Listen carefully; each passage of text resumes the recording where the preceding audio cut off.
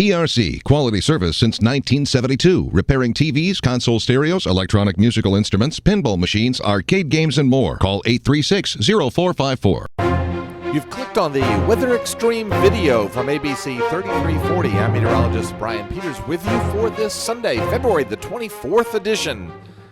And hopefully the forecast will be better today than it was yesterday. Boy, I tell you, those clouds hung in very tough yesterday. Plus, the temperatures didn't go up very much. Actually, the high we forecast was pretty good, except that it occurred just after midnight. So we'll see if we can't do a little better job today. Let's take a look at some Skycam images. There's a look at Gulf Shores from last night. Since we didn't have much sunshine up here, I thought I'd give you a quick peek at what it looked like down there. This morning, clouds at Hamilton as we look over US 78, the future I-22. And then I just couldn't help but show you the Alabama River flowing pretty well after all this rain. And there's the Edmund Pettus Bridge with a little bit of sunshine on it this morning. Surface high pressure over the eastern part of the country, but we have a little disturbance that is moving through the flow. You can see that disturbance on this 500 millibar pattern overlaid on the water vapor imagery. And, of course, we've got that moving through. And then look what's happening on the west coast, our next system. Temperatures not nearly as cold. A little bit of purple still visible up there in the extreme northern part of Canada. But overall, temperatures not too bad. And the snow cover stands at something around 48% as of yesterday. Temperatures across central Alabama generally in the middle 30s for the most part. I see ranges there from about 34 at Alex City to about 37 at Birmingham. A little bit nippier up in the Tennessee River Valley where I see Fort Payne's around 32. QPF, boy, they keep trending downward. That's not good. We need more rain, but actually I think probably their forecast is looking pretty good. No slight risk areas for day 1 or day 2. This is day 2, and it looks like we may see some thunderstorms, and there's kind of a marginal situation here. Instability is somewhat limited. Lapse rates are probably not going to be too favorable for strong thunderstorms, but certainly an area to be watched. Okay, here's the 06Z GFS model run. Here's the 500 millibar pattern for this morning.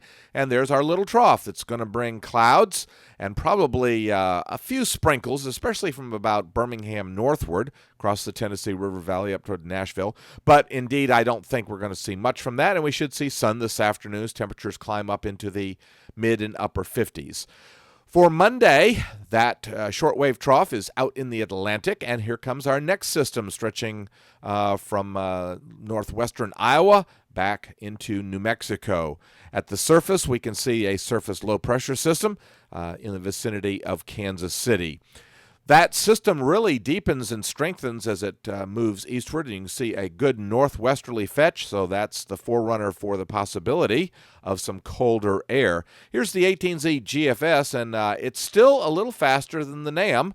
And this shows by 18Z or by midday on Tuesday that the front is long out of here. I think the GFS is still just a hair fast. Here's the NAM, and it's just a little bit slower. I think the NAM's probably got a pretty good speed on it. But doesn't matter. By Wednesday, they're both showing it out of here. We're getting some wraparound precipitation that may mean some clouds and the possibility of a few snow flurries, especially from Birmingham northward on Wednesday morning. And, of course, you can see the 540 thickness line all the way down to Apalachicola and New Orleans, so it's going to be another chilly day. High pressure at the surface settles in over the southeastern U.S. on Thursday, and then our next system begins to take shape across the northern part of the United States, as we can see a very strong short wave there at 500 millibars midday on Friday. That's responsible for a nice surface low across the Great Lakes, but the front trailing down across the midsection of the country is not going to be too impressive, really, and that front does move on through here on late Friday and into Saturday, so I think we'll see some clearing skies. And notice 540 line down to about Rome, Georgia, so I think we'll get a little glancing blow at some colder temperatures. By Sunday, we're between systems, so Sunday will probably be a relatively good day. And Monday, here comes another whopper of a system, and with it, a really intense surface low over just about Tupelo, I think, perhaps in the vicinity of Savannah, Tennessee. And that may mean a possibility of severe weather. But that's getting out right on the border with Voodoo Land. All right, now, speaking of Voodoo Land, let's go out. Here's another system around Friday, the 7th. That is likely to produce some more rain for the southeastern U.S. and especially for central Alabama. And then finally, another system looking on the boards there in the Rockies on the 10th. And don't forget, we've got our last Storm Alert Extreme coming up. Storm Alert Tour coming up in Moody. And so we hope that you'll have a chance to come out for that one. Certainly hope that you have a great Sunday. Thanks for tuning in. God bless.